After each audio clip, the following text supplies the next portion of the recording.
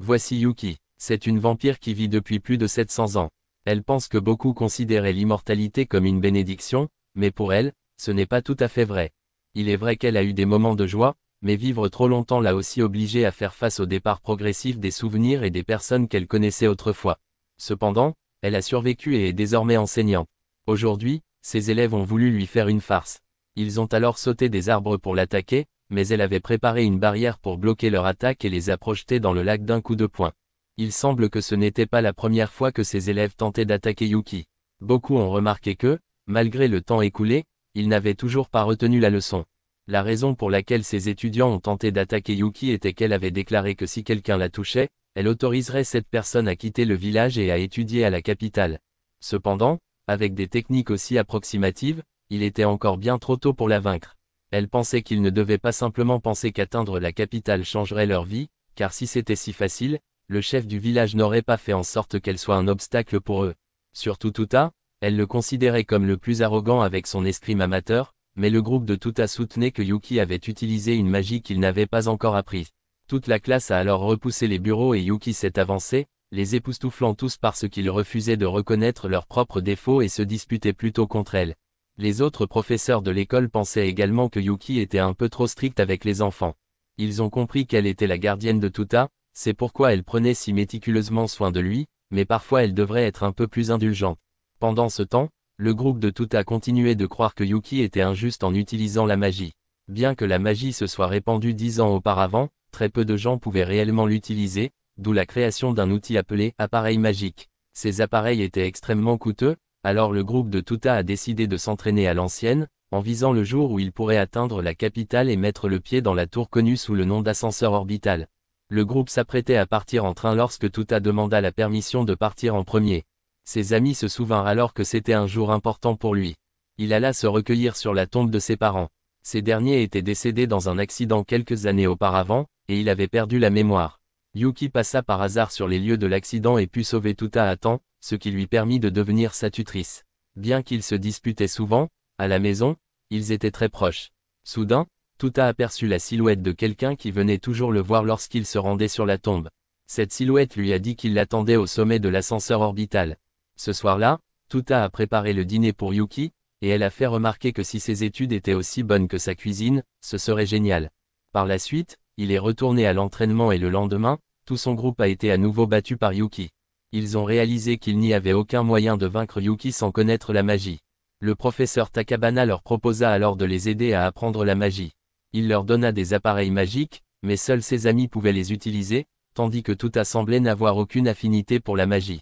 Alors, le professeur lui donna un bracelet. Cette nuit-là, Tuta l'examina, sans savoir ce que c'était, quand Yuki le remarqua. Il lui a dit que c'était un cadeau qu'il voulait lui offrir, puis il le lui a remis. Le lendemain, Yuki portait le bracelet à son poignet, mais fut soudainement prise en embuscade par le groupe de Tuta et lié par magie. À ce moment-là, Tuta courait pour rejoindre ses amis, mais dès qu'ils eurent retenu Yuki, le professeur se retourna vers eux et les assomma tous. Takabana a ensuite utilisé la magie pour attaquer Yuki, et elle n'a pas pu résister car le bracelet avait scellé sa magie. Il s'est avéré que Takabana s'était fait passer pour un professeur au cours des 6 derniers mois, dans le but de capturer Yuki, qui était recherché avec une prime de 600 millions. Takabana ne voulait pas perdre de temps avec un vampire comme Yuki, il avait donc l'intention de s'en débarrasser rapidement. Mais Tuta s'est précipité pour l'arrêter, mais a été rapidement envoyé voler. Takabana a ensuite attaqué Tuta et l'a blessé gravement au bras. Yuki a alors dû intervenir pour le protéger et a déclaré que lui et ses amis étaient décédés. C'était aussi la première fois qu'elle recevait un cadeau de Tuta, alors elle était heureuse. Cependant, Takabana ne leur a pas donné la chance de parler et a plutôt commencé à frapper Yuki. Il a également frappé Tuta d'un coup fatal, affirmant que ce n'était qu'un travail et qu'il n'y avait aucune animosité personnelle. Cependant, Yuki a appelé Tuta, le ramenant à lui, et a révélé que lorsqu'elle l'avait sauvé, elle lui avait transmis une partie de son pouvoir. Maintenant, il avait 2 choix, soit mourir en tant qu'humain, soit devenir un monstre immortel s'il buvait son sang. Il devait prendre une décision rapidement car ses amis étaient en danger face à Takabana. Tuta choisit alors de boire le sang de Yuki, et juste au moment où Takabana était sur le point de frapper, il revint lui faire face.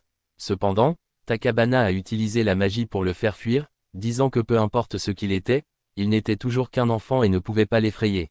Mais Tuta a rapidement régénéré son bras et a riposté d'un coup puissant, projetant Takabana au loin. Par la suite, Tuta perdit connaissance et rencontra à nouveau Yuki. Il fut surpris que Yuki soit indemne, et elle expliqua qu'elle était un vampire et qu'il était désormais immortel. Tuta était d'accord avec ça, mais Yuki l'a averti qu'une fois qu'il aurait expérimenté le côté obscur de l'immortalité, il comprendrait que ce n'était pas une bonne chose. Pourtant, Tuta sentait que tant que Yuki était avec lui, les choses n'iraient pas si mal puisqu'elle était la seule famille qu'il avait. Le lendemain, Tuta et Yuki ont dit au revoir à leurs amis pour se diriger vers la capitale, craignant que rester là-bas n'apporte que plus de danger. Leurs amis ont promis de le retrouver bientôt et de le rejoindre à l'ascenseur orbital. Yuki a ensuite demandé à Tuta s'il avait des projets pour quand il atteindrait le sommet de la tour, mais il croyait simplement que quelque chose d'excitant l'attendait là-bas et qu'il deviendrait célèbre pour l'avoir escaladé. Ils ont ensuite emprunté une route déserte, et Tuta s'est demandé pourquoi ils n'utilisaient pas les transports en commun. Yuki a expliqué qu'ils étaient désormais la cible des chasseurs de primes, donc prendre les transports en commun entraînerait probablement un massacre. Tuta voulait bientôt atteindre la capitale et se faire plus d'amis, mais lors d'une halte, Yuki lui a rappelé qu'être immortel signifiait qu'il serait coincé dans un corps de 14 ans pour toujours, il devrait donc être prudent lorsqu'il noue des relations. Il est ensuite allé se baigner dans une cascade voisine et s'est rendu compte que l'avertissement de Yuki était vrai. Là, il rencontra de manière inattendue une autre personne en train de se baigner, qui lui lança immédiatement une épée. Tuta esquiva à temps et réalisa que la personne était un garçon. Il a ensuite été frappé par un coup de poing, et soudain, les deux ont fini par se présenter. Le garçon était Kiro, qui fut surpris de rencontrer quelqu'un qui pouvait esquiver son coup d'épée pour la première fois. Les deux se sont assis et ont discuté, et Kiro a révélé qu'il venait du haut de la tour et qu'il était issu d'une famille riche. Cependant, il avait été exilé de chez lui jusqu'à ce qu'il puisse trouver un Setsuzin, le vieux vampire. Soudain, Yuki arriva et Kiro sortit immédiatement son épée pour attaquer. Yuki reconnut rapidement l'identité de Kiro, et celui-ci, à son tour, réalisa que Tuta était un vampire.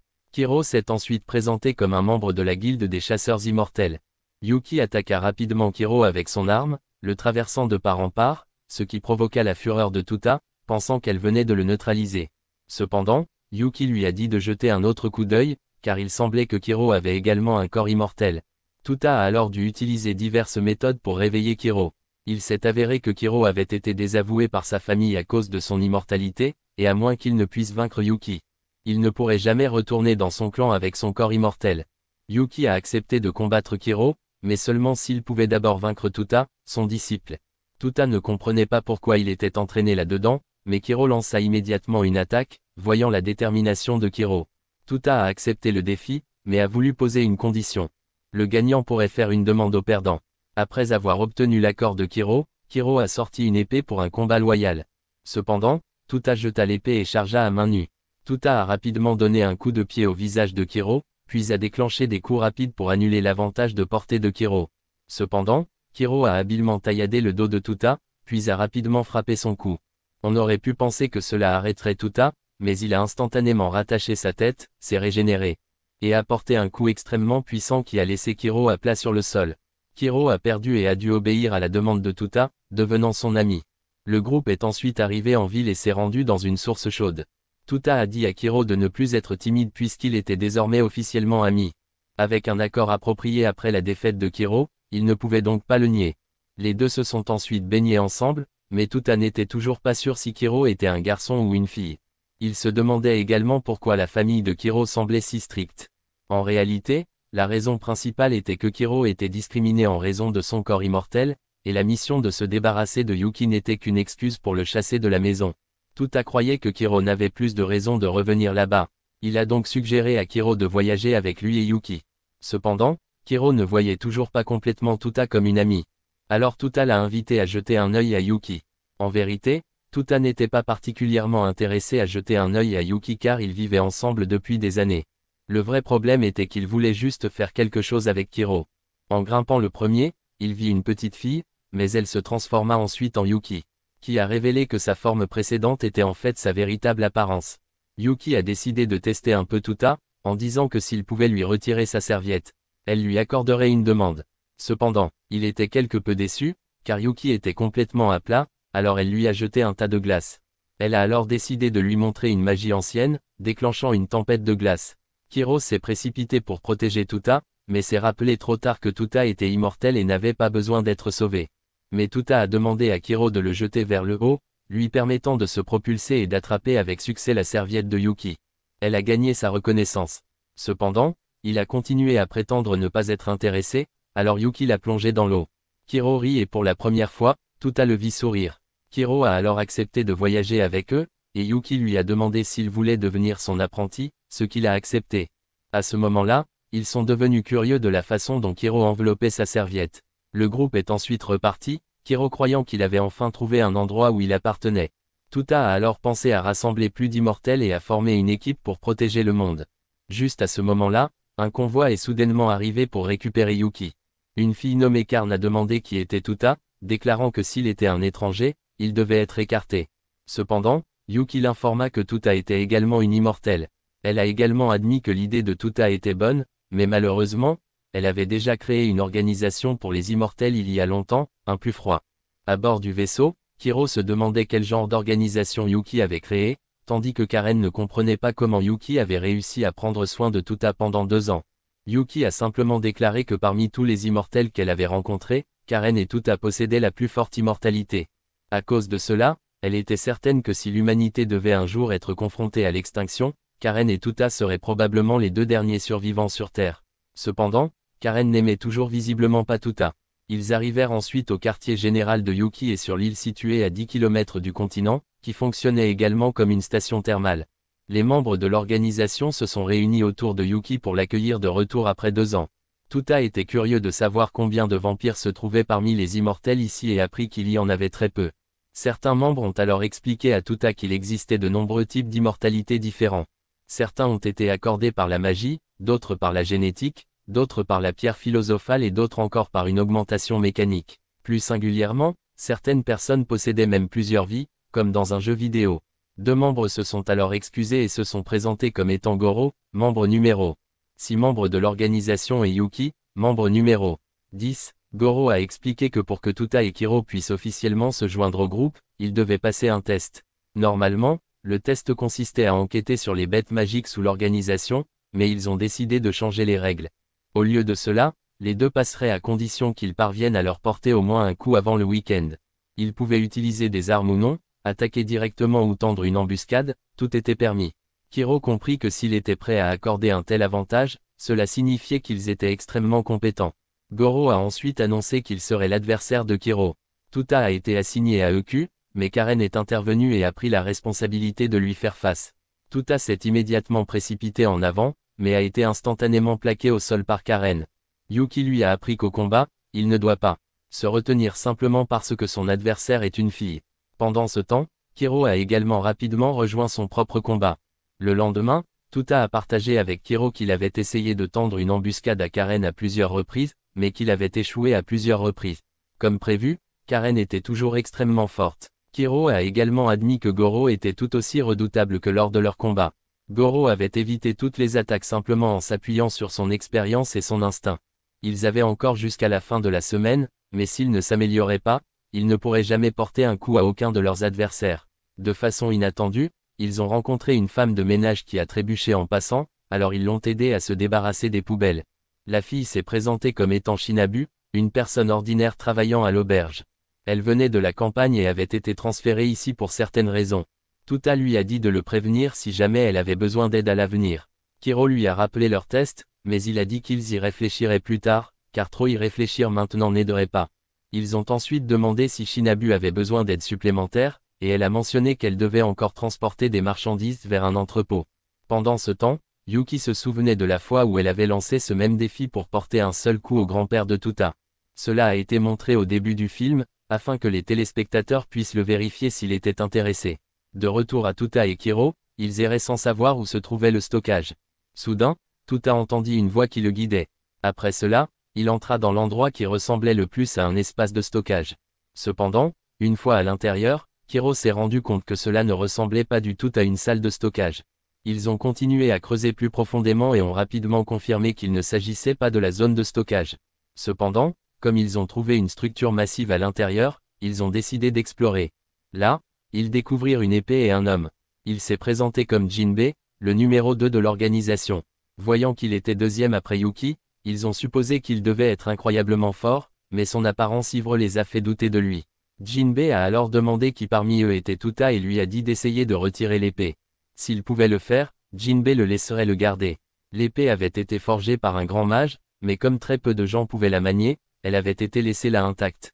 Tuta n'aimait pas particulièrement les épées car elles lui semblaient encombrantes, mais l'idée d'en porter une à la taille semblait intéressante, alors il a essayé. C'était difficile de se retirer. Soudain, la même voix que précédemment lui dit de tourner le bouton de l'épée et de réessayer. Ce faisant, il a pu le retirer complètement. La voix appartenait à l'épée elle-même, qui se présentait comme Noburo. Jinbei dit à Noburo d'arrêter de babiller, mais l'épée en avait assez de rester au même endroit et voulait trouver un porteur avec qui voyager. Jinbei prit alors l'épée et expliqua qu'elle avait un bouton qui pouvait ajuster son poids. Il le mit à 1 tonne et le lança à Tuta, qui eut aussitôt la main coupée par lui. Jinbei a ensuite augmenté le poids à 50 tonnes et l'a balancé pour démontrer les avantages de l'augmentation de sa masse. Il a cependant averti que maîtriser Noburo serait un voyage ardu. Tuta a juré de ne pas le décevoir. Jinbei leur a demandé de s'entraîner ici à partir de maintenant pour éviter de causer des problèmes à l'extérieur. Au cours des jours suivants, Tuta et Kuro s'entraînèrent. Dans la grotte, tout en aidant fréquemment Shinabu dans ses tâches. Jinbei a demandé à Yuki de le laisser entraîner les deux enfants, tandis que Yuki était simplement intéressé de voir s'il pouvait réussir le test. Après 7 jours d'entraînement, tous deux étaient désormais prêts à relever le défi. Kuro est allé affronter Kuro, tandis que Tuta a affronté Karan. Karan a remarqué que Tuta avait abandonné ses tactiques d'embuscade car elles étaient inefficaces. Il lui a demandé si elle aurait une cicatrice s'il parvenait à la couper, mais elle lui a assuré que non, alors il devrait tout faire. Tuta bondit immédiatement pour se confronter à elle dans le duel. Même après avoir augmenté le poids de l'épée, il n'a toujours pas réussi à surprendre Karan. Pendant ce temps, Kuro était toujours submergé par Goro. Goro a noté que même si Kuro avait un excellent jeu de jambes, son escrime faisait défaut. À ce moment-là, Kuro pensait à ce que Tuta pourrait faire dans cette situation. Il a ensuite volontairement laissé son bras être blessé et a utilisé cette diversion pour atteindre Goro par surprise. Il s'est ensuite écroulé, avant de se relever instantanément, révélant qu'il possédait encore plus de 250 tentatives pour continuer le combat. Cela faisait longtemps que Goro n'avait pas perdu une vie, et il reconnaissait que Kuro était décédé. Pendant ce temps, Shinabu a été soudainement repéré par un monstre, tandis que Tuta tenait toujours bon contre Karan. Il avait appris à ajuster continuellement le poids de l'épée en fonction de ses attaques, réussissant finalement à créer une ouverture dans la défense de Karan en lui balayant les jambes, la faisant tomber. Il se précipita immédiatement en avant pour frapper, mais avant qu'il ne puisse porter le coup, le cri de Shinabu le força à se précipiter à son secours. Il a découvert que davantage de monstres affluaient, ce qui a incité Karan à décider de les attirer pour pouvoir sauver Shinabu. Cependant, un monstre restait, et Tuta devait donc s'en occuper. Il a réussi à mettre Shinabu en sécurité et peu de temps après, les autres sont arrivés. Mais Tuta avait augmenté le poids de son épée à 50 tonnes et avait frappé la horde, les dispersant avec une force écrasante. Yuki est ensuite arrivé pour évaluer la situation et a constaté que Tuta n'avait toujours pas réussi le test. Cependant, Karan a refusé de lui donner d'autres chances, même si elle a admis qu'il avait au moins réussi à endommager son uniforme. Yuki soupçonnait que quelqu'un avait percé un trou sous terre, permettant au monstre d'émerger. En conséquence, Kuro et Tuta ont été chargés de les neutraliser tous. Quant à Jinbei, il a été reconnu coupable d'avoir bu secrètement l'alcool de Yuki, il a donc également été jeté dans la zone souterraine. Ils ont tous les trois dû affronter eux-mêmes tous les monstres avant de pouvoir retourner à la surface. Le lendemain, Tuta dit à Shinabu qu'il était sur le point de se lancer dans une autre mission assignée par Yuki. Lui et Kuro devaient tous deux accompagner Karan lors de la prochaine mission en tant que soutien. Tuta imaginait qu'il voyagerait dans un véhicule luxueux et promettait de ramener des souvenirs pour Shinabu. Mais une fois le voyage commencé, il s'est rendu compte qu'il devait courir à pied. Leur destination était la capitale, où les envahisseurs étaient apparus. Karan a expliqué que le monde a toujours été confronté à des disparités de richesse, et cet endroit n'était pas différent. Les bidonvilles étaient considérés comme dangereux et illégaux, ce qui les isolait du reste de la société. Les riches voulaient que les pauvres disparaissent complètement. Sans hésitation, Tuta sauta immédiatement et affronta les riches, pour se faire dire par une religieuse qu'ils étaient également membres d'un groupe froid. Karan a dû expliquer que Tuta était vraiment un idiot. Coupe a ensuite dû divertir les enfants du quartier, Tuta cuisinant même de la nourriture, gagnant les éloges de la religieuse selon lesquels sa cuisine était meilleure que celle d'un super chef nommé Soma. Karan a fait remarquer que si la cuisine était la seule chose dans laquelle Tuta était bon, il pourrait aussi bien envisager de devenir chef. Elle proposa alors un bras de fer pour déterminer qui serait responsable de la cuisine quotidienne, sachant pertinemment que Tuta perdait toujours. Plus tard, Karan les a emmenés voir un aperçu des bidonvilles, qui ne cessent de s'étendre, abritant désormais jusqu'à 2 millions de personnes. Chaque nuit, des gens venaient les expulser de force, c'est pourquoi ils recherchaient la protection du Colder. Tuta est ensuite allé s'entraîner, essayant de pratiquer des mouvements rapides, mais a été attrapé par un homme qui lui a immédiatement donné un coup de pied pour l'avoir mal fait. Cet homme était un artiste martial itinérant qui lui a proposé de lui enseigner la technique appropriée pour un mouvement rapide. Cependant, Tuta s'entraînait en fait pour gagner au bras de fer, alors l'homme a accepté de l'aider également. Il a d'abord démontré des mouvements rapides et a même dessiné des schémas, expliquant que la maîtrise du contrôle des jambes serait également très bénéfique pour le bras de fer. Il s'est présenté comme Kaido et a affirmé que maîtriser le jeu de jambes signifiait maîtriser le monde lui-même. Il sauta alors dans les airs en utilisant le vent comme appui, ce qui fascina Tuta. Kaido envisageait de prendre Tuta comme disciple s'il pouvait apprendre ses astuces. Cette nuit-là, Tuta a tenté de cuisiner en utilisant uniquement ses pieds, ce qui était beaucoup plus difficile que d'habitude, mais il a persisté, mangeant même avec ses pieds. Le lendemain, il s'était amélioré dans ses mouvements rapides mais n'avait pas encore réussi à les perfectionner, car Kaido voulait qu'il soit aussi compétent avec ses pieds qu'avec ses mains. Tuta a continué à tout faire avec ses pieds et a repris son entraînement avec Kaido. Il s'est également lié d'amitié avec un garçon nommé Ruki, qui semblait intéressé à apprendre à utiliser ses pieds comme Tuta. Au cours d'une de leurs séances d'entraînement, Kaido a partagé les difficultés auxquelles il avait été confronté au cours de sa propre formation, déplorant que le pire était d'être traité comme un fou par les autres. Tuta a continué à s'entraîner aux techniques de pied tandis que Kaido est revenu rencontrer ses deux autres coéquipiers. Il a été révélé que ce groupe était spécialisé dans la chasse aux immortels et que Kaido lui-même était un loup-garou. Bien qu'il ait continué à entraîner Tuta, il ne lui a pas tout appris. Pendant ce temps, Tuta et Ruki sont allés livrer des repas à certains membres de leur organisation, mais dès qu'ils sont partis, ces deux membres ont été attaqués par des assassins en cape. Au même moment, Karan se baignait lorsqu'un homme borgne vêtu de noir est soudainement apparu juste à côté d'elle, la forçant à utiliser une barrière magique pour bloquer son attaque. Elle a réussi à s'emparer de son arme et lui a demandé de s'écarter, mais il voulait quand même jouer un peu avec elle. Il l'a ensuite attaqué à plusieurs reprises, mais elle a riposté en le projetant hors du bain et en se jetant sur lui, le mettant en garde avec détermination. Cependant, il a rapidement sorti une arme et a tiré dans sa bouche, la forçant à lâcher prise. Il s'est présenté comme Xingzi, membre d'une escouade de mercenaires. Pendant ce temps, Tuta et Ruki étaient en train de ramasser de la ferraille lorsque Ruki a révélé qu'il voulait gagner de l'argent pour aller à l'université et éventuellement devenir un homme d'affaires pour changer les bidonvilles. Soudain, ils ont remarqué que plusieurs incendies se déclaraient dans la région. Tuta s'est immédiatement précipité, mais Ruki a été ciblé, forçant Tuta à courir en arrière et à le sauver. Pendant ce temps, Kiro s'occupait des autres attaquants, expliquant qu'ils étaient des marionnettes contrôlées à distance par quelqu'un d'autre. Ils ont dû appeler l'organisation en renfort et évacuer les civils. Tuta a dit à Ruki de courir devant, mais il a ensuite été pris en embuscade par Kaido, qui l'a frappé à plusieurs reprises avant de le projeter hors de la bataille. Pendant ce temps, l'épéiste aveugle voulait combattre Kiro. Karan, d'un autre côté, s'est rendu compte que Xingzi était un manipulateur de l'ombre. Il a utilisé ses ombres pour l'allier et a continué à jouer avec elle. Kiro devait désormais affronter deux ennemis seuls et était complètement dépassé par la vitesse de Kaido. Bien qu'il ait perdu un bras, il a réussi à lancer une contre-attaque. Cependant, Kaido a rapidement compris quel type de régénération Kiro avait, c'était le genre qui pouvait encore être surmonté si les dégâts dépassaient sa vitesse de guérison. Alors que Kiro se préparait à se défendre, Kaido est soudainement apparu derrière lui et lui a infligé une attaque violente, le mettant hors combat. Le groupe de Tuta était désormais complètement désespéré, incapable de voir comment renverser la situation. Kiro fut envoyé voler vers Tuta, qui réalisa qu'il devait trouver un moyen de défaire le sceau. Mais à ce moment-là, Ruki s'avança de manière inattendue, déterminé à protéger Kiro et Tuta. Pendant ce temps, Xingzi avait appris que Karan était une fille immortelle qui avait autrefois vécu dans un village européen. À l'époque, elle avait été traquée par l'organisation de chasse aux sorcières, qui avait tenté de la faire disparaître sans succès. Un jour, elle a disparu sans laisser de traces. Après avoir entendu son histoire, Xingzi l'a cherchée pendant longtemps.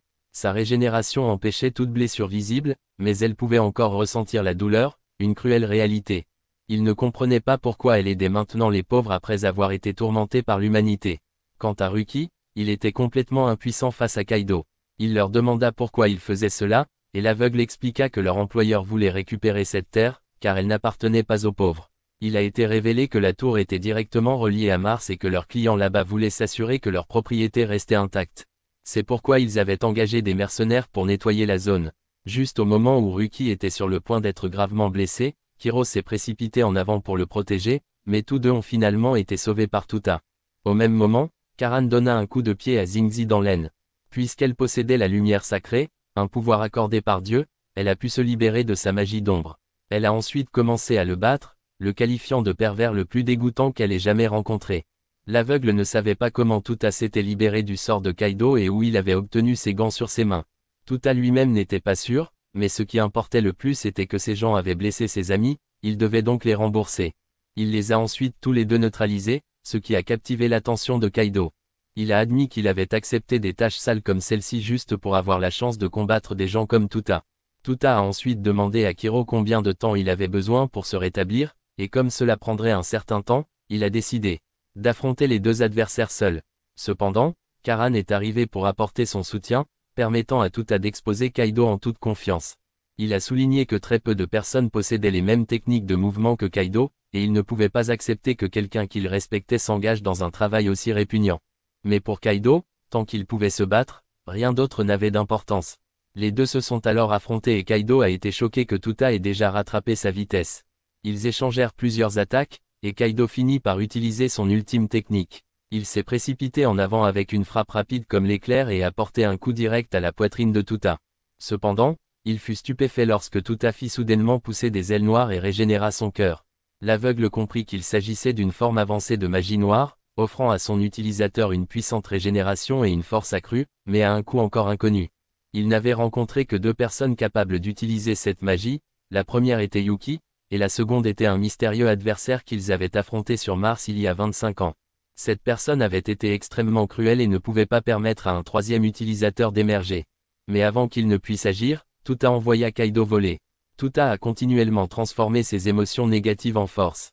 Mais Karen a averti l'aveugle de ne pas intervenir, affirmant que si Tuta perdait le contrôle, leur organisation en assumerait la responsabilité. Pendant ce temps, Kaido avait été vaincu et était à bout de force, mais Tuta retrouva sa raison et hésita à en finir avec lui. Tuta a réprimandé Kaido, lui disant de ne pas abandonner si facilement et de se relever pour continuer à se battre. Kaido comprit alors que Tuta avait réussi à limiter son énergie magique. Cependant, comme c'était la magie noire qui le rendait immortel, il était désormais incapable de guérir.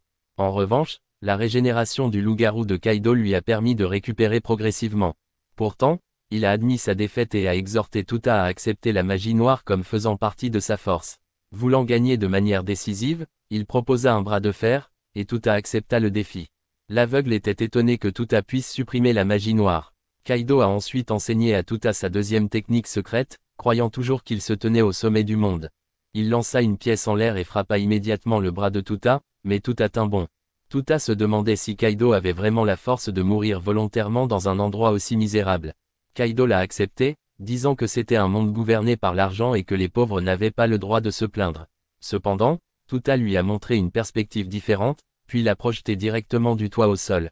Reconnaissant sa défaite totale, Kaido souhaita la mort, mais Tuta refusa de la lui accorder. Peu de temps après, l'aveugle décide de se retirer. À ce moment-là, Yuki arriva et éteignit les flammes avec sa magie de glace. Elle fut surprise de voir l'aveugle là, et il créa une faille spatiale avec son épée, emmenant Kaido avec lui alors qu'il partait. Cette nuit-là, les habitants du bidonville ont organisé une fête pour avoir survécu à cette épreuve. Pendant ce temps, Tuta s'interrogeait sur la magie noire qui était en lui, et Yuki expliqua que depuis qu'il avait bu son sang, il était tout naturel qu'il possède son pouvoir. À ce moment-là, une silhouette mystérieuse observait de loin et reconnut Tuta. À son retour, Noburo s'est plaint auprès de Kuro de ne pas avoir été emmené avec lui pour la mission. Kuro a ensuite demandé si Noburo savait quelque chose sur la magie noire de Tuta, mais Noburo n'avait que des connaissances limitées. Kuro avait du mal à croire que Tuta l'avait simplement hérité de Yuki, car acquérir une magie d'un niveau de puissance presque suprême par simple héritage semblait trop pratique. Il commença à s'inquiéter que quelque chose de terrible allait arriver à Tuta. Noburo a plaisanté en disant que Kuro avait des sentiments pour Tuta, car il n'était toujours pas sûr si Kuro était un homme ou une femme. Déconcerté, Kuro a jeté Noburo au sol et s'est enfui, malgré le fait que Noburo ne faisait que le taquiner. Pendant ce temps, Tuta chevauchait joyeusement un aéroglisseur au-dessus de l'océan avec Shinabu. Elle a expliqué qu'elle l'avait trouvé par hasard dans une casse, qu'elle l'avait restauré et qu'elle avait heureusement réussi à le faire fonctionner. Shinabu a révélé son rêve de construire une machine et de participer à la Solar Race, une compétition annuelle. Tuta a décidé de la soutenir, même si elle n'avait pas encore envisagé la possibilité de participer. En regardant les deux s'amuser, Kuro ressentit une vive douleur dans sa poitrine sans savoir pourquoi, en retournant dans sa chambre. Karine a été choquée de découvrir que Kuro était en fait une fille, et elle ne pouvait pas permettre à un garçon et une fille comme Kuro et Tuta de partager une chambre. Cependant, Kuro a dû expliquer qu'ils étaient des demi-humains et qu'ils n'avaient pas de sexe à la naissance. Ce n'est qu'à l'âge de 16 ans qu'ils pouvaient choisir leur sexe. Karine a conseillé à Kuro de choisir d'être une femme s'il voulait rester aux côtés de Tuta. Elle a ensuite attaqué Kuro tout en lui donnant des conseils. Son objectif était de garder Kuro près de Tuta afin qu'il ne se rapproche pas davantage de Yuki. En même temps, elle croyait que Kuro aimait vraiment Tuta mais ne l'avait tout simplement pas encore admis. IQ est alors apparu et a dit à Karine de ne pas faire pression sur Kuro comme ça, mais elle a insisté sur le fait qu'elle offrait simplement des conseils. IQ a alors eu l'idée que Kuro se déguiserait en fille et irait à un rendez-vous avec Tuta sous une identité différente, pour mieux comprendre leurs sentiments pour lui et les aider à décider de leur sexe. Kuro a ensuite changé ses cheveux en blond et est allé rencontrer Tuta, se présentant comme son propre cousin et demandant à Tuta de leur faire visiter la capitale. Comme Tuta n'était pas là depuis longtemps, il a vu cela comme une opportunité d'explorer. Karine était sûre qu'un idiot comme Tuta ne reconnaîtrait pas Kuro. Elle a ensuite demandé une faveur à IQ comme elle avait initialement prévu de demander à Kuro, mais comme Kuro était occupé, IQ a dû y aller à sa place. Pendant ce temps, Kuro et Tuta ont emprunté le véhicule de Shinabu et Tuta était curieuse à propos d'une fille assise à l'arrière. Shinabu savait seulement qu'elle venait de la tour. Les deux hommes partirent ensuite pour le continent, laissant nos bureaux derrière eux. Tuta et Kuro ont passé une journée amusante ensemble, et Tuta a vraiment fait battre le cœur de Kuro de joie. À un moment donné, Kuro a trébuché et Tuta a aidé à réparer leurs chaussures. Kuro exprima alors le désir de visiter la tour, alors ils s'y dirigèrent ensemble. Cependant, Xingzi, le manipulateur d'ombre d'avant, les a repérés. Pendant ce temps, Yuki s'inquiétait pour Tuta. Elle réalisa que sa magie noire était là depuis le début, et non quelque chose qu'elle avait hérité. Et elle craignait qu'il ne s'intéresse à Tuta. Celui à qui elle faisait référence était Destin, l'homme aux cheveux blancs qui avait observé Tuta plus tôt.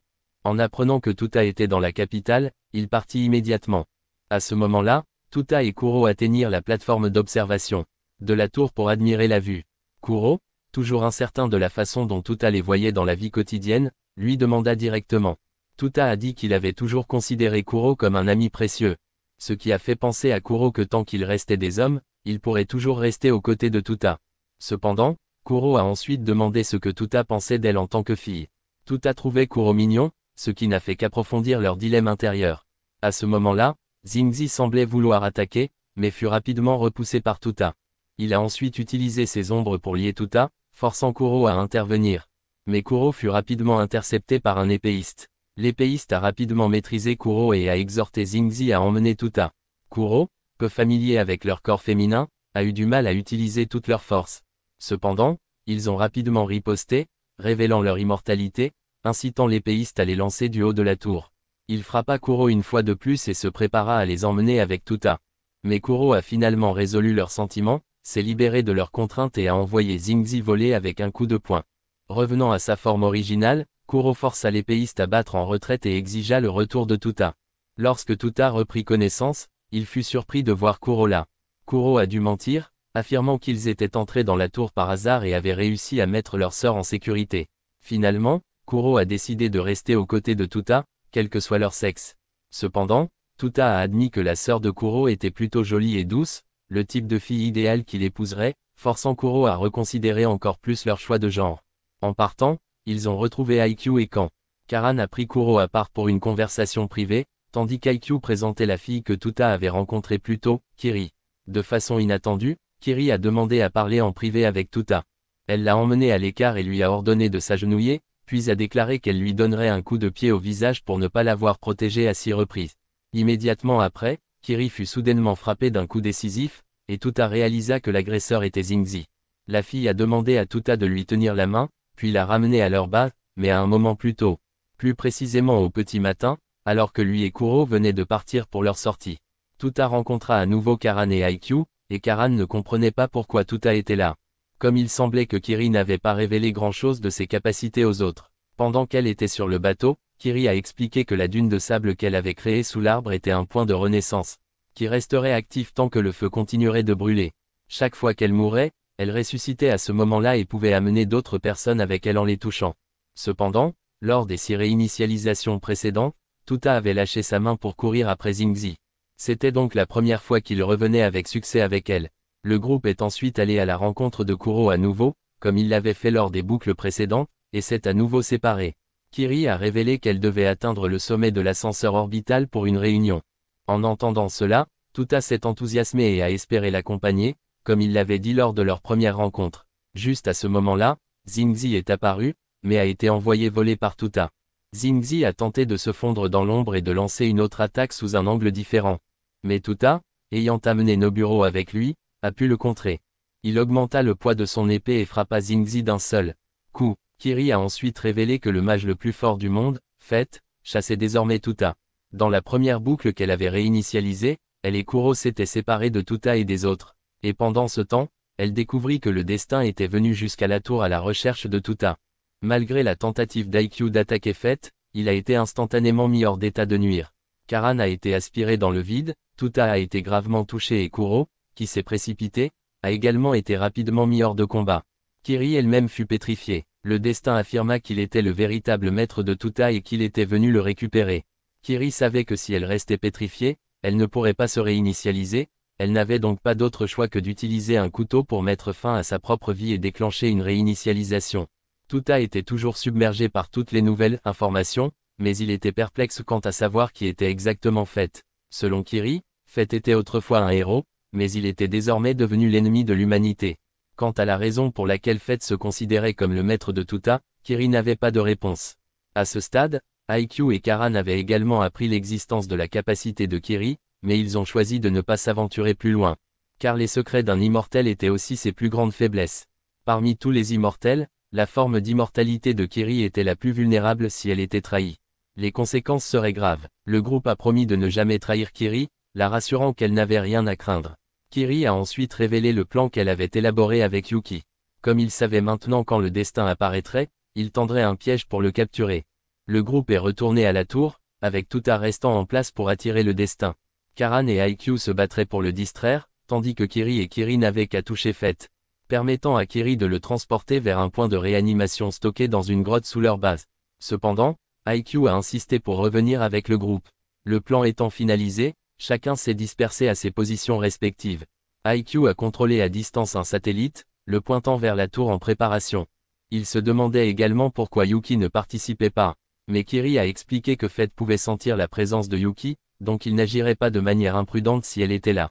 À ce moment-là, Tuta fut bousculé par un inconnu qui laissa sur lui une marque mystérieuse. Pendant ce temps, Tuta cherchait à en savoir plus sur le destin et découvrit que Yuki avait déjà préparé des informations pour lui. Il y a 80 ans, le destin avait joué un rôle crucial dans la résolution d'une crise sur Mars et avait sauvé le monde entier. À l'époque, le grand-père de Tuta était sur Mars à ses côtés, tous deux étaient des héros. Peu de temps après, Yuki les avait rejoints. Cependant, après le décès du grand-père de Tuta, le destin a changé et est devenu l'ennemi de l'humanité. Il poursuivait désormais Tuta en raison de son lien passé avec le grand-père, ce qui signifiait que Tuta ne devait pas écouter ses paroles. Alors que Tuta réfléchissait aux motivations du destin, les autres rapportèrent que le destin était arrivé. En le voyant, Tuta a immédiatement dit à Yuki de cesser le feu, car ses amis étaient également présents et marchaient derrière Fett. Réalisant que le destin l'avait déjà repéré, Tuta choisit de ne pas reculer et lui fit face directement. Deux de ses amis l'ont reconnu et se sont précipités pour le saluer, lui expliquant qu'une de leurs connaissances avait récemment ouvert une boutique dans le quartier, c'est pourquoi ils étaient venus lui rendre visite. Juste à ce moment-là, Yuki fut soudainement retenu par une servante, l'empêchant d'agir. Le destin est alors apparu devant Tuta, agissant d'abord amicalement, mais faisant clairement comprendre que les deux amis de Tuta étaient retenus en otage. Tuta, sans se donner la peine de jouer le jeu, l'a confronté directement. Le destin a tenté de le persuader de rejoindre son camp, arguant que Yuki était incapable d'aider Tuta à grandir et qu'il était finalement inutile. Cependant, Tuta décida de s'opposer à lui, refusant de croire les paroles du destin concernant Yuki. Le destin l'avertit d'agir avec sagesse, car il pouvait écraser tous les présents en un instant. En réponse, Tuta a soudainement crié que Fett était un terroriste, provoquant la fuite des civils environnants. Karen est rapidement passée à l'action, esquivant l'attaque du destin et repoussant les deux amis de Tuta loin de son emprise. Elle et Tuta lancèrent alors des attaques simultanées, mais le destin les bloqua sans effort. Tuta augmenta le poids de son épée pour briser la barrière du destin, et Yuki saisit rapidement l'opportunité de reprendre l'initiative, tirant des projectiles satellites sur le destin. Alors que le destin tentait de les bloquer, Kiro et Kiro chargèrent. Kiro a été arrêté, laissant Kiro se précipiter pour tenter de transporter Fett avec Tuta et Karen. Cependant, Kiro fut pétrifié en un instant, ce qui fit échouer le plan. Alors qu'ils envisageaient de battre en retraite, le destin révéla qu'il avait besoin de 5 minutes pour récupérer sa barrière, donnant à Tuta une chance de le capturer. Saisissant l'opportunité, Tuta s'avança pour s'engager dans la bataille. Pendant ce temps, Karen rencontre un vieux prêtre nommé Shaba. Kiro a affronté les épéistes d'avant, nommés Azura, ainsi que la combattante nommée Yui. Ils étaient tous membres de l'organisation du destin, l'aile d'argent. Kiro remarqua rapidement qu'Azura était un martien à 6 bras, tandis que Yui, comme EQ, était également une machine mais avait beaucoup plus d'expérience de combat. Karen, à ce moment-là, découvrit un numéro marqué sur la main de Kiro.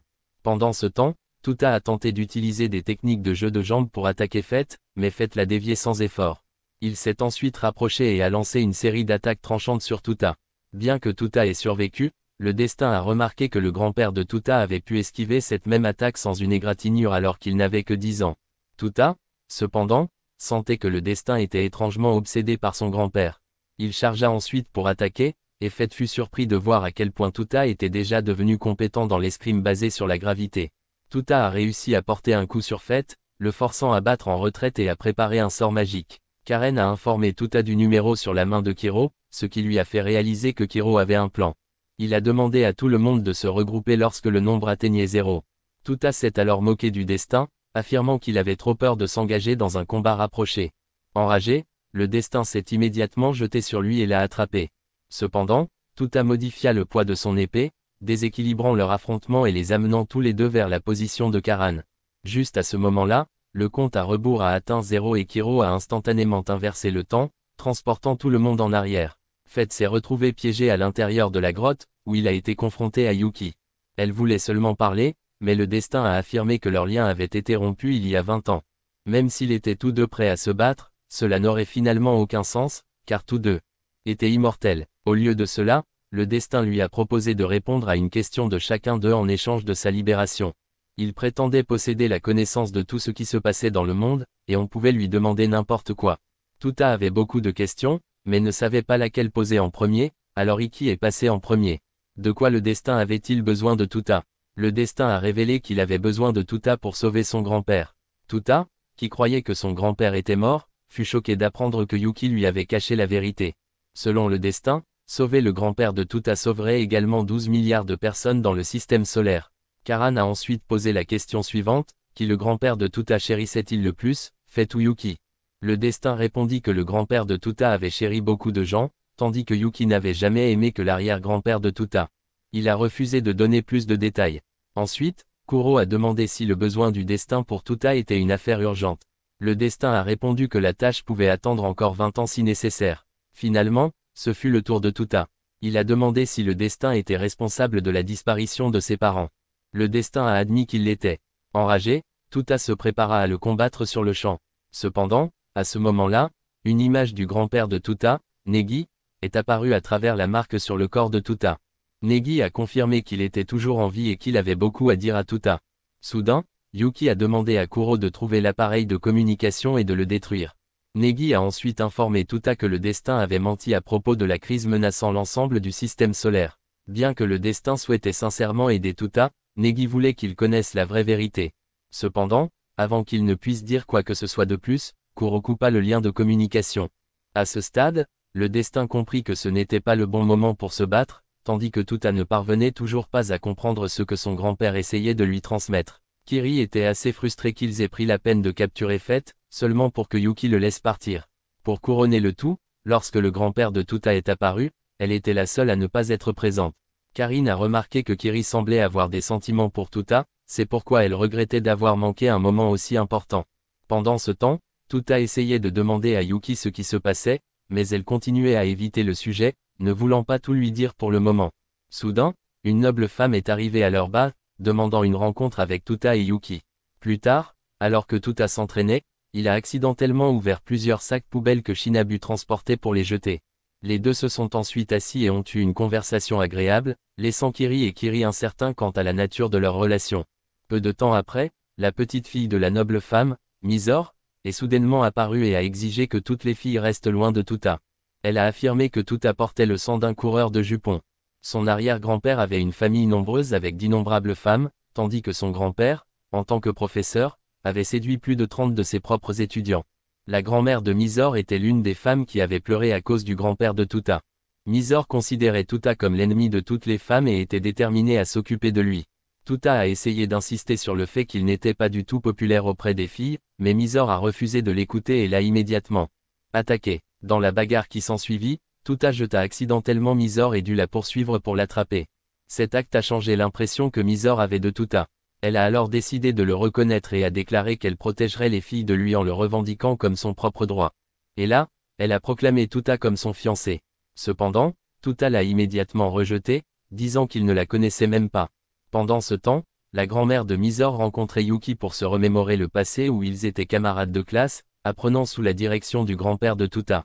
Sautant cette partie, Mizor a ensuite apporté le déjeuner à Tuta, empruntant même la tenue confectionnée par Shinabu à porter. Kiri et les autres filles ont commencé à remarquer que Mizor faisait des mouvements pour gagner l'affection de Tuta, en utilisant la nourriture comme une approche plutôt stratégique. Mizor a présenté un banquet complet pour Tuta et Shinabu. Kiri a supposé que Mizor avait simplement demandé à ses serviteurs de préparer le repas, mais en remarquant les mains blessées de Mizor, il était clair qu'elle avait préparé la nourriture elle-même. Karan est devenu certain que Kiri était amoureuse, tout en réalisant que les filles humaines semblaient avoir un talent naturel pour gagner de l'affection. Des êtres immortels comme eux semblaient manquer de quelque chose en comparaison. Si les filles humaines étaient comme de vraies fleurs, alors elles n'étaient que des fleurs artificielles, éternelles mais finalement fausses. IQ est alors apparu avec une solution. Les hommes et les femmes devraient se baigner ensemble et se frotter le dos pour approfondir leurs liens. Après tout peut arriver une fois à l'intérieur d'un bain public. Il décide alors de rendre visite à Tuta. Pendant ce temps, la grand-mère de Mizor continuait sa conversation avec Yuki, apprenant que Nagi était réapparu. Il a été révélé que le grand-père de Tuta était retenu captif par quelqu'un au sommet de la tour et ne pouvait parler que lorsque cette personne le lui permettait. La grand-mère de Mizor a alors évoqué le sujet de Tuta, croyant qu'un jour il devrait partir seul en voyage. Elle savait que Yuki craignait ce moment, mais elle devrait finalement l'accepter. C'était le courage que Nagi leur avait autrefois enseigné. Pendant ce temps, Tuta était dans le bain où il a appris quelque chose d'IQ. IQ a révélé que son vrai corps était allongé dans un lit d'hôpital et qu'il vivait dans son corps mécanique depuis 85 ans.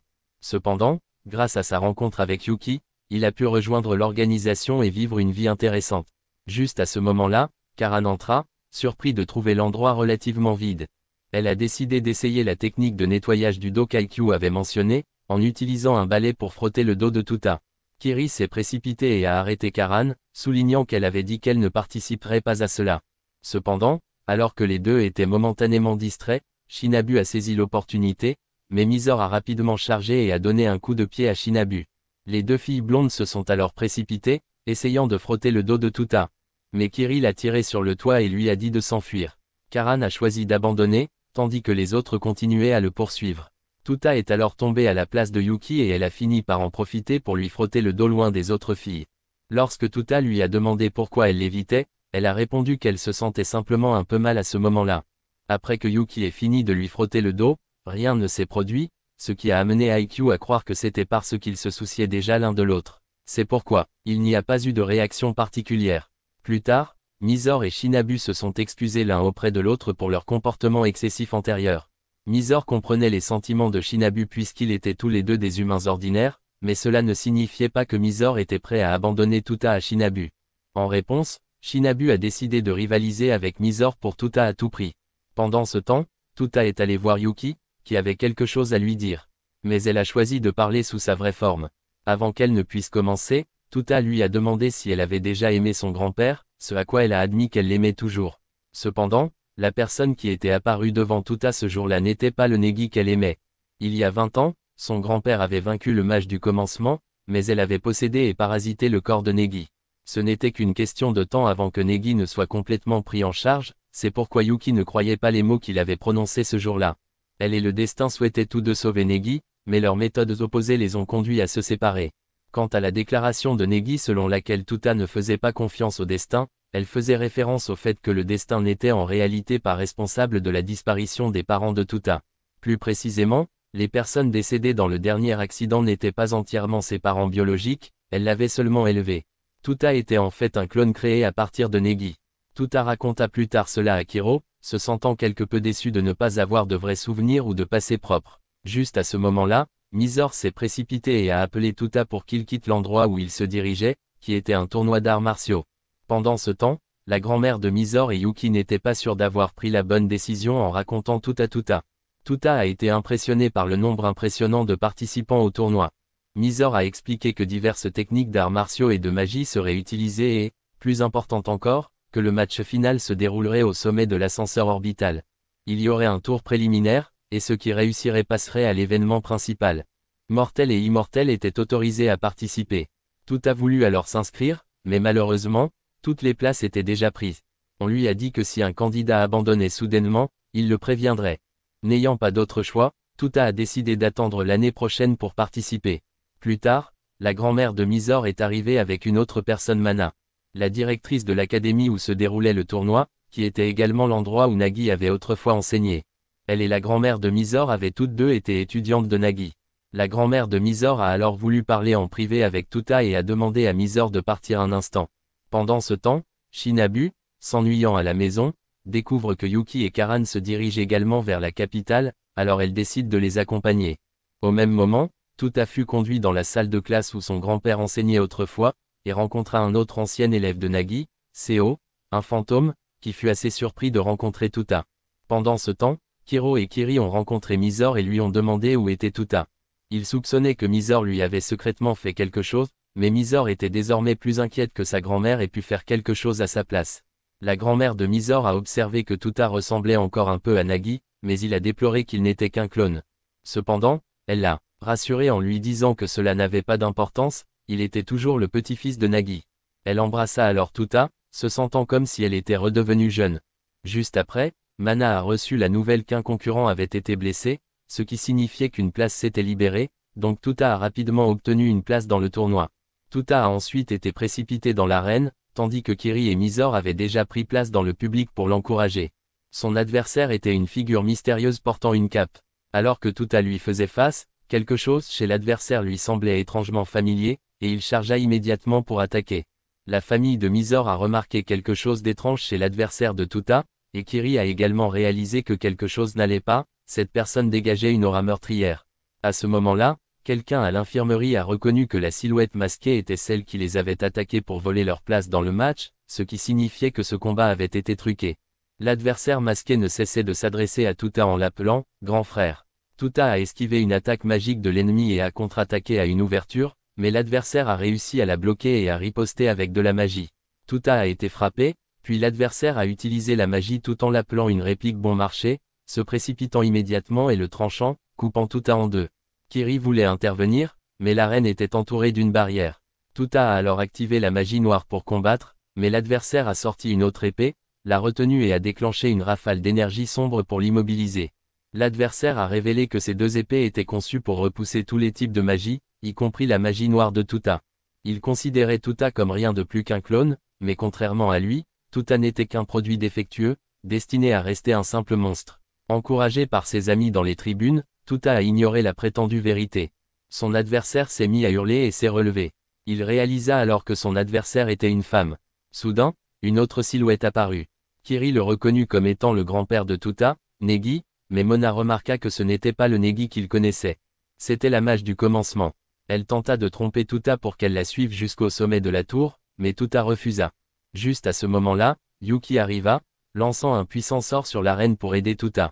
Elle a affronté le mage du début, révélant sa véritable identité, mais deux autres individus sont soudainement apparus et ont retenu Yuki. C'étaient d'anciens élèves de Negi. Un autre personnage armé d'une épée chargea également, mais fut bloqué par Karen et Kiri. Kiri rendit alors l'épée de Tuta à tout le monde, et maintenant les deux camps étaient à égalité numérique. Le mage du début voulait savoir si le camp de Yuki était prêt à se battre, mais Tuta était plus que prêt. Yuki a révélé que les trois personnes de l'autre côté étaient déjà mortes et qu'elle n'avait aucune idée de la façon dont le mage du début les avait transformés en ses subordonnés. Elle ne voulait pas les combattre, car ils s'étaient connus. Soudain, le mage du commencement éternua, emportant les vêtements de tous. Tuta était stupéfaite que quelqu'un puisse posséder un tel don. Pourtant, c'était un problème dont Negi avait souffert autrefois, et qui persistait encore aujourd'hui. Preuve du pouvoir du corps de Negi, Shinabu arriva à ce moment-là et se demanda pourquoi il y avait un trou noir dans le ciel. Kiri a ensuite appelé à un cessez-le-feu, suggérant que le mage du début ait plutôt essayé de persuader Tuta. Cependant, quelqu'un de l'autre côté pouvait lire dans les pensées, révélant les intentions de Kiri. Malgré cela, ils acceptèrent d'utiliser la parole plutôt que la violence. Leur raisonnement était que Tuta était la seule expérience réussie combinant les gènes de Negi avec ceux d'une personne nommée Asuna. Mais avant que quoi que ce soit d'autre ne puisse se produire, une autre silhouette est soudainement apparue et a créé un trou noir, aspirant Tuta. Il a été transporté dans un espace séparé où il a rencontré quelqu'un qui s'appelait Sandal. Nobaru l'avertit que c'était la personne qui l'avait créé et lui dit de ne pas se laisser tromper. Car Sandal était le seul à avoir rendu Yuki impuissant. Nobaru fut immédiatement puni par Sandal, qui révéla qu'il était actuellement du côté du mage du début et souhaitait persuader Tuta. Sandal montra alors à Tuta un aperçu du passé de Yuki. Elle avait été sauvée par son arrière-grand-père, Nagi, et depuis, elle suivit Nagi, déterminée à le faire sien. Tuta a ensuite été montré à l'académie où Yuki a rencontré Negi 15 ans plus tard. Comme Negi voulait devenir plus fort, Yuki chercha à le subordonner. C'est alors qu'Asuna apparut. Negi devint plus tard le disciple de Yuki et commença à développer son pouvoir, ce qui pouvait être vu dans la préquelle. Sandal a ensuite montré le sourire heureux de Tuta Yuki lorsqu'elle a réalisé qu'elle avait transféré ses sentiments sur Negi. Elle en était venue à considérer le mentorat de Negi comme un contrat, l'affection de Negi étant le prix à payer pour ce contrat. Tuta a remercié Sandal de lui avoir montré ces événements passés, mais Sandal a révélé que ce n'était pas le passé. Yuki reconnut alors soudainement Tuta pour être immédiatement saisi par le mage du début. Tuta reçut plusieurs attaques magiques de Sandal, l'immobilisant sur place. Tandis que Yuki a été gravement blessé par le mage du début. Tuta tendit la main à Yuki, mais le mage du début déclara que Yuki ne trouverait jamais le bonheur à moins que Tuta n'accepte de la suivre. Les deux ont réussi à se toucher les mains, et Tuta a décidé qu'il protégerait Yuki. Yuki exprima alors son profond désir de rester aux côtés de Tuta pour toujours, et ces mots lui firent se souvenir du jour où elle l'avait sauvé. Tuta a finalement décidé que peu importait qui Yuki avait aimé dans le passé. Ce qui comptait, c'était qu'il était celui qui se tenait à ses côtés maintenant, et qu'il marcherait avec elle vers un avenir paisible et heureux ensemble. Cependant, le mage du début savait que Yuki avait réalisé ses propres péchés et compris qu'elle n'atteindrait jamais le bonheur. Mais Tuta s'en fichait, son bonheur n'était pas entre les mains du mage du début. Voulant tester de quoi Tuta était capable, elle lança une attaque. Yuki reprit son calme et révéla qu'il s'agissait d'un espace illusoire créé par le mage du commencement. S'il pouvait la vaincre ici, il gagnerait. Yuki a ensuite créé une barrière pour elle-même et Tuta, s'assurant qu'elle ne serait pas affectée par les lois de cet espace. Dès qu'ils chargèrent en avant, le mage du début utilisa les visages de Nagi et Negi pour tenter Yuki. Elle fut rapidement rattrapée et jetée vers Tuta. Il l'a traitée de séductrice, mais elle s'est défendue en disant qu'elle n'avait aimé que 3 personnes en 700 ans, ce qui était extrêmement fidèle à tous égards. Elle a ensuite lancé une attaque massive sur le mage du début, mais celui-ci a été fortement affaibli. Tuta a tenté de charger, mais une réplique de Negi est apparue et l'a repoussé avec un coup puissant. Il a ensuite remarqué que les filles autour de lui essayaient de le faire tomber. Juste à ce moment-là, quelqu'un nommé Asuna est apparu et a dissipé le mage de l'espace illusoire du début. Elle s'est révélée être la grand-mère de Tuta. Asuna réalisa alors qu'elle avait également réussi à sauver Yuki. Yuki était choquée, car Asuna était censée s'être sacrifiée sur Mars, et pourtant elle était là.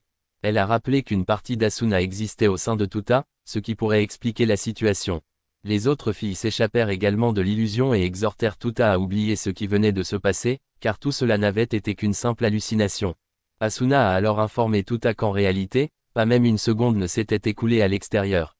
Lorsqu'elle détruirait cet espace, la véritable bataille reprendrait à l'extérieur, alors elle leur dit d'être prêts. Elle a ensuite fourni au groupe de Tuta une stratégie pour assurer la victoire. Cependant, le mage du début a repris le contrôle de l'espace, forçant Asuna à créer une barrière pour gagner du temps. Pour que Tuta comprenne que la clé de la victoire résidait dans son propre pouvoir, il lui suffisait de tenir bon jusqu'à ce qu'il s'éveille. Après avoir délivré son message, Asuna a brisé la barrière en frappant le mage du début. Le groupe est rapidement retourné au combat, affrontant d'abord les épéistes. Kiri a visé ses yeux et a attaqué, permettant à Karine de porter un coup puissant en utilisant la magie sacrée. Pendant ce temps, Kiru s'est divisé en plusieurs copies pour attaquer les deux lecteurs d'esprit. Bien qu'il ait été capturé, ils n'ont pas pu esquiver les attaques venant de toutes les directions et ont finalement été retenus. Quant à la fille masquée, Tuta l'a distrait tandis que Yuki l'a figée sur place. Tuta chargea alors directement le mage du début, mais elle esquiva son coup et contre-attaqua. Peu importe ce qu'elle disait, Tuta refusait de la suivre. Le groupe n'avait plus qu'à gagner 30 secondes de plus pour Tuta. Les épéistes ont commencé à s'adapter aux attaques de Karin et ont commencé à résister à sa magie sacrée. Tandis que le sort de liaison de Kiru commençait à se fissurer et à perdre son effet. À ce moment-là, Yuki et le destin sont venus soutenir Tuta. Ils ont extrait toutes les âmes séparées, permettant à Tuta de enfin parler avec Neige. Neige fut surpris de revoir tout le monde, y compris Tuta. Le destin croyait avoir un moyen de sauver Neige en utilisant Tuta pour accorder l'immortalité à toute l'humanité, effaçant ainsi à jamais la douleur de la mort. Cependant, Neige a soutenu que peu importe ce que le destin souhaitait faire pour l'humanité, il devait encore l'arrêter définitivement, car il avait déjà été complètement repris par le mage du début. Mais le destin refusa d'accepter cela, tout ce qu'il avait fait avait pour but de sauver Neige. Neige a déclaré qu'il ne restait plus de temps et voulait laisser quelques derniers mots à Tuta. Cependant, Tuta a insisté pour qu'il utilise ce temps pour parler avec Yuki à la place. Neige s'est ensuite excusé auprès de Yuki pour ne pas avoir réussi à sauver son père, Nagi. Il a également reconnu que Yuki devrait continuer à vivre et à confier l'avenir à Tuta. Leur connexion fut alors rompue et ils furent ramenés sur le champ de bataille. Le destin et Yuki ont rapidement retenu le mage du début, mais elle s'est transformée en une autre forme et les a maîtrisés à la place. Dès que Tuta a pris un coup, il est immédiatement entré dans une forme similaire à celle de Neige. Les deux quittèrent le champ de bataille, tandis que le sort de liaison de Kuro était annulé. Et il a été contre-attaqué par le duo contre lequel il se battait. Karan aussi a vu la situation se retourner contre elle à cause des épéistes de tout à l'heure. Et maintenant c'était elle qui prenait des coups. Tuta a tenté de courir pour gagner du temps.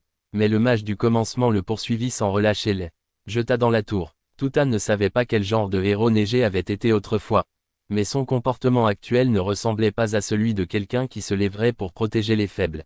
Cependant, avant qu'il ne puisse agir, Neige lui a tiré dessus avec une sorte d'éclair. Malgré cela, Tuta continua d'avancer pour tenter d'attaquer le mage du début. Mais il fut intercepté par les épéistes, qui le poignardèrent et le renvoyèrent s'écraser sur le champ de bataille. À ce stade, tous les amis de Tuta avaient été vaincus, et juste au moment où il était sur le point d'être vaincu, Kiri s'est précipité pour bloquer l'attaque. Le mage du début arrêta son coup, reconnaissant la capacité de Kiri. Cependant, ils ont exploité les émotions de Kiri pour la distraire, leur permettant de la poignarder. Le mage du début a délibérément évité une blessure mortelle pour garder Kiri en vie. La femme masquée, sachant que Kiri avait un plan de secours, lui a cassé les dents de force pour extraire le poison caché à l'intérieur. Tuta était en colère, mais Kiri souriait seulement parce qu'ils avaient gagné suffisamment de temps.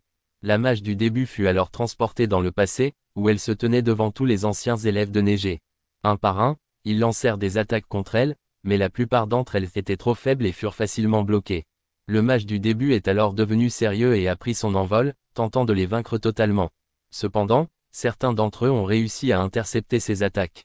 Ils ont réussi à l'affaiblir et ont ensuite utilisé une technique pour stimuler la conscience de Neige de l'intérieur d'elle. Ils ont révélé que Tuta avait été créé à partir des gènes de tous et de Neige, pas seulement d'Asuna.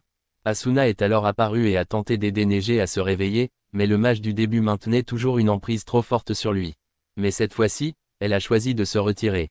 Asuna croyait qu'un jour, Tuta serait la clé pour libérer complètement Neige. Le mage du début promit alors de retrouver Tuta au sommet de la tour et partit avec ses subordonnés. Tuta s'est alors interrogé sur les personnes dans les tribunes du public, mais il s'est avéré que Jinbei et Jingoro les avaient sauvés, avec l'aide de Shinabu et Aikyu. Le destin a alors déclaré qu'il trouverait un moyen de sauver Neige lui-même la prochaine fois et a averti Yuki de ne pas intervenir. Peu de temps après, de retour à leur bas, Kiri se sentait assez déprimé, frustré d'avoir bêtement laissé échapper ses sentiments pour Tuta. N'était qu'un moyen de gagner du temps et qu'il y croyait complètement. Pendant ce temps, Tuta a soudainement couru dans la chambre de Yuki et a déclaré qu'il l'aimait beaucoup. Il a réaffirmé sa promesse de toujours rester à ses côtés pour qu'elle ne la quitte plus jamais. Cependant, Yuki l'a rejeté, disant qu'il n'avait pas besoin de s'inquiéter de telles choses. Karen, témoin de l'audace de Tuta en avouant à Yuki juste devant elle, l'a poursuivi pour lui donner une raclée. Yuki, d'un autre côté, pensait simplement qu'il était encore trop tôt pour que Tuta dise des choses comme ça. Et avec cela, cette partie de l'histoire a pris fin.